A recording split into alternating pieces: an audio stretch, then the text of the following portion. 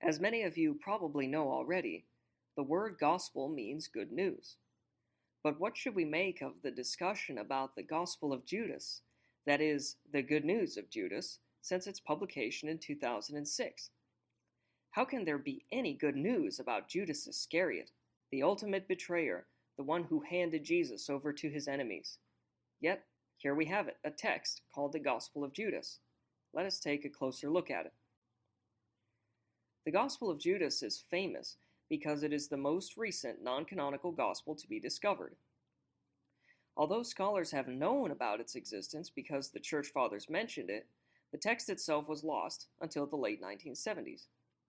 A Coptic version of it was discovered in a codex in Egypt, which is called Codex Tchacos, and it passed from one antiquities dealer to another until it finally reached National Geographic for transcription and publication in the early 2000s. The manuscript was damaged due to mishandling by its modern owners, resulting in the loss of about 10% of the contents, but fortunately most of it survives legible enough for us to reconstruct it. Regarding its age, carbon-14 dating indicates that this copy of the Gospel originated in the late 3rd century. Experts believe that this Coptic version is a translation of a Greek original, which most likely dates to the middle of the 2nd century. This makes it one of the oldest sources about Jesus and the disciples from outside of the New Testament. To understand and interpret the Gospel of Judas, we are going to focus on 3 topics in this post. First, we will explain the Gnostic background of this Gospel. Second, we will look at the narrative structure and outline of this Gospel. And third, we will survey the fascinating debate about Judas's character within the Gospel. Those are very interesting questions, and I invite you to join me as we explore them. To interpret the Gospel of Judas accurately, we must understand the Gnostic background of the text. You probably know already that this Gospel did not come from the proto-Orthodox Christian groups from which the modern branches of the Church descend. Instead, this text comes from an alternative group of loosely related religious traditions that modern scholars call Gnosticism. The particular type of Gnostics who wrote this Gospel were called Sethians, and their theology was quite different from the other early Christians. Instead of believing in one good creator God who acts in history to restore his creation when his creatures had rebelled, the Sethians believed that evil deities named Nebro and Saklas created the earth as well as humans. These evil deities originated from higher deities called eons, which originated from even higher eons. The highest deity created all the others by emanating his spirit to lower levels of the universe, creating more divine beings.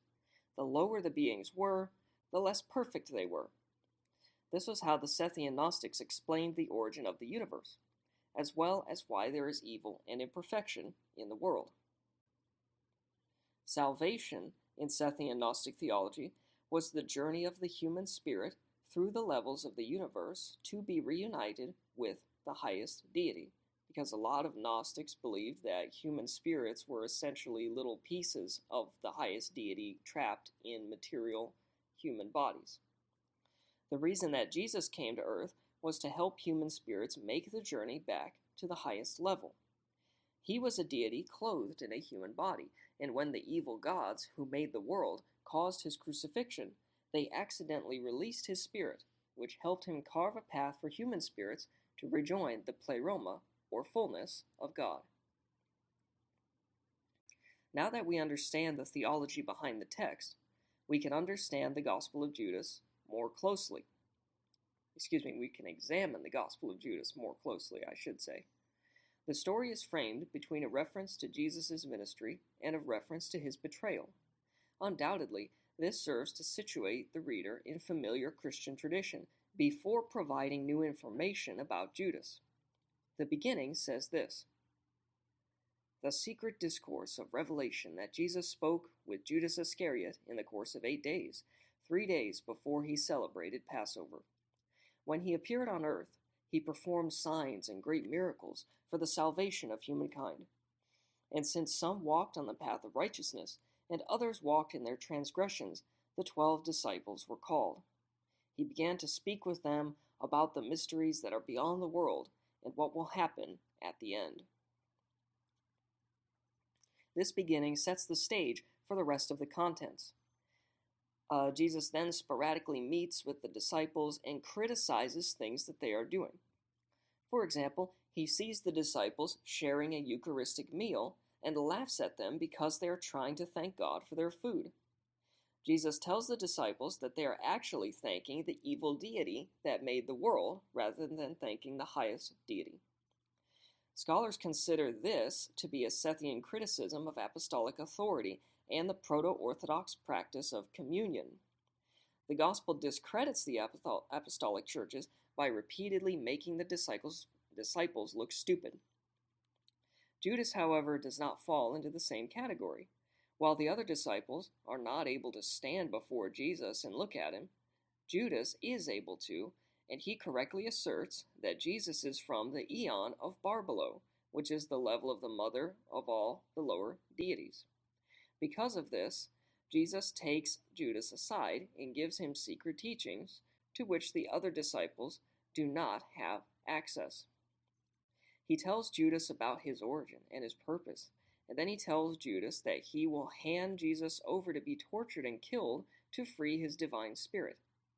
Jesus also refers to a kingdom consisting of those human spirits who will return to the pleroma, but he seems to indicate that Judas himself will be outside of this group and that he will grieve because of it. The Gospel ends by bringing the reader back to familiar territory. The Jewish leaders begin planning to arrest Jesus, and Judas comes in to receive the money from them and betray Jesus. The text seems to assume that the reader knows what happens next, and thus does not narrate Jesus' execution, although most of us know how it is supposed to go based on what the other Gospels say. So we've now examined the Gospel of Judas, and we have covered the areas of historical consensus about the Gospel of Judas. But there is still much debate over one aspect of this text, which is the portrayal of Judas himself as a character in the story. Does this gospel portray Judas as the hero of the text, as National Geographic originally claimed? Or is he treated as a demonic character even in this text, just like in the canonical Gospels? The answer to this question mostly hinges on how we translate two small parts of the Coptic text. They are on pages 44 and 56 of the Codex Tchacos, respectively. You can see here what they look like in the original language. So to give some context, the first passage occurs when Judas is wanting to tell Jesus about a vision that he has seen. Here's a snippet of the discussion. Judas said, "Teacher, just as you have listened to all of them, now also listen to me, for I have seen a great vision." When Jesus heard this, he laughed and said to him, "Why do you trouble yourself, O 13th daimon? But speak up for yourself. I will bear with you."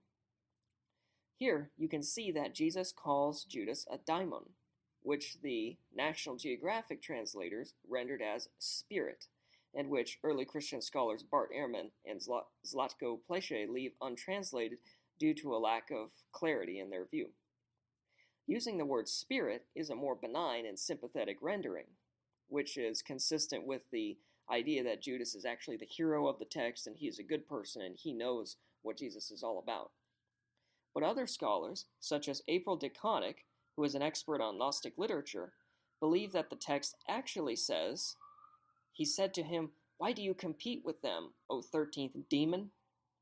Here, DeConick chooses to translate the Coptic term daimon as demon, which she believes is a more accurate translation because Gnostic literature consistently uses daimon to mean demon. Needless to say, that makes Judas look more like himself as the canonical Gospels present him as an evil person. Here's another part of the text where the translation matters.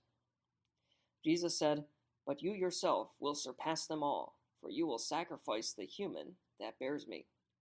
Here, Jesus is saying that Judas will accomplish more than the other disciples because he will help Jesus' spirit escape his body by handing it over to the Jews.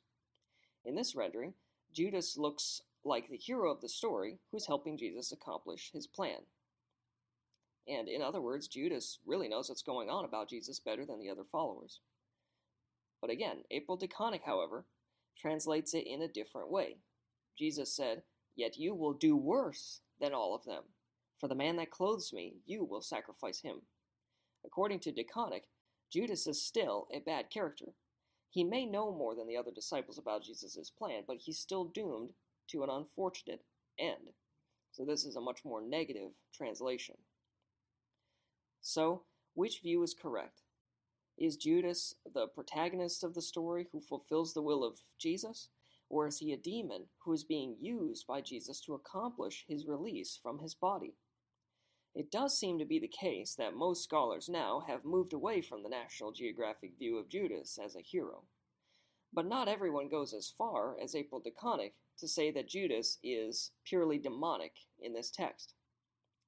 Some experts, such as Ehrman and Pleše, suggest that perhaps we should consider Judas instead to be a sort of psychic Christian who gets glimpses of the truth about Jesus, but who in the end will ultimately not ascend to the highest level of the heavens. So as you can see, Judas is a much more complex character in this gospel than in the four canonical gospels. While this text cannot be used to provide information regarding the historical figures of Judas and Jesus, it can still tell us a lot about what the Sethian Gnostics believed. And for Christian believers, this non-canonical gospel provides a rare peek into the beliefs of some of the opponents of the early proto-Orthodox churches. That is all that I have to say here about the Gospel of Judas. I hope that you enjoyed this post. If you are watching this on Odyssey or YouTube, be sure to follow or subscribe. Visit my website, jdreiner.com, to see all my work in one place. You can send questions or comments to jonathndreiner@gmail.com. If you want to hear the audio for this post, then you can go to my podcast on Libsyn and elsewhere. To support the work, then you can see the links in the description. I want to wish you the best, and I will see you next time.